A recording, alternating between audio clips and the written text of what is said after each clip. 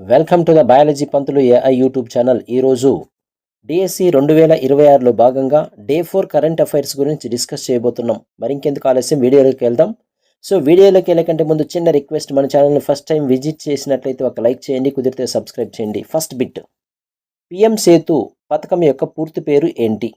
Yes my dear aspirants, correct ఆన్సర్ను identify చేయండి.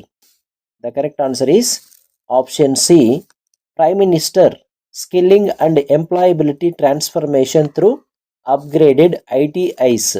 So then we can go for second bit. PM Setu పథకం అమలు కాలం ఏది? ఎస్, ఆన్సర్ని గెస్ చేయండి. So the correct answer is option B, 2025-26 నుండి 2030-31 వరకు, అనగా 6 సంవత్సరాలు దీని యొక్క వ్యవధి. Next we can go for third bit. PM Setu పథకానికి కేటాయించిన మొత్తం నిధులు ఎంత? Yes my dear aspirants, correct ఆన్సర్ని ఐడెంటిఫై చేయండి.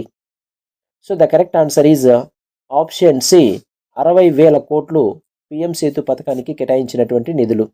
Next we can go for fourth bit. PM Setu పథకం యొక్క ప్రధాన లక్ష్యం ఏంటి? Yes my dear aspirants, correct ఆన్సర్ని గెస్ చేయండి. So the correct answer is option B, ప్రభుత్వ ఐటీఐల ఆధునీకరణ. We can go for fifth bit. PM Setu పథకం కింద ఆధునీకరించనున్న ప్రభుత్వ ఐటీఐల సంఖ్య ఎంత? మై డియర్ ఆస్పిరెంట్స్, కరెక్ట్ ఆన్సర్ని గెస్ చేయండి. Yes, the correct answer is option C, 1000. So 1000 ఐటీఐలను ఆధునీకరించబోతున్నారు. Right, next last bit.